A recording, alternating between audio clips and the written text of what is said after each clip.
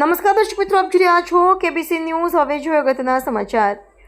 બોટાદ ખેડૂત આંદોલનના ચરમસીમાએ પહોંચ્યું છે। ખેડૂતોમાં એક આક્રોશ છે તેમને થતા અન્યાય સામે આમ આદમી પાર્ટીના ખેડૂત આગેવાનો રાજુ કરપડાની ધરપકડ બાદ ખેડૂત મહાપંચાયત ખેડૂતોને ન્યાયના સમર્થનમાં આમ આદમી પાર્ટીના લડાયક રાષ્ટ્રીય નેતા રાજુભાઈ સોલંકીના નિવાસસ્થાનની બહાર એકત્રિત થતા ધરપકડ કરવામાં આવી। ડિટેઇન આપ શહેર પ્રમુખ ઘનશ્યામભાઈ પટેલ, શહેર ઉપપ્રમુખ મુસ્તાકભાઈ મેઘાણી, પ્રદેશ નેતા મહિલા આગેવાન જ્યોતિબેન સાપરા, ભાવનાબેન ત્રિવેદી, શહેર મહિલા પ્રમુખ ટીનાબેન સોલંકી, મગનભાઈ, અશોકભાઈ ડાબી, લાઠિયાભાઈ કાર્યકર્તાઓને આજરોજ રાજુભાઈ સોલંકીના નિવાસસ્થાન બહારથી ડિટેઇન કરેલ છે।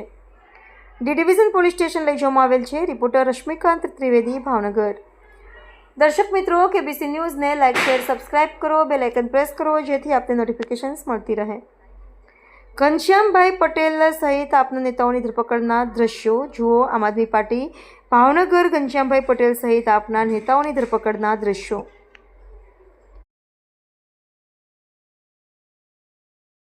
वंदे मातरम। भारत माता की जय। भारत माता की जय। भारत माता की जय।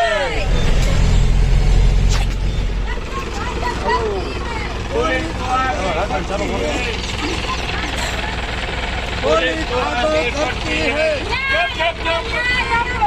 अरे भाजपा, अरे भाजपा, जब जब भाजपा डरती है पुलिस को आगे करती है। जब जब भाजपा डरती है पुलिस को आगे करती है। जब जब भाजपा डरती है पुलिस को आगे करती है।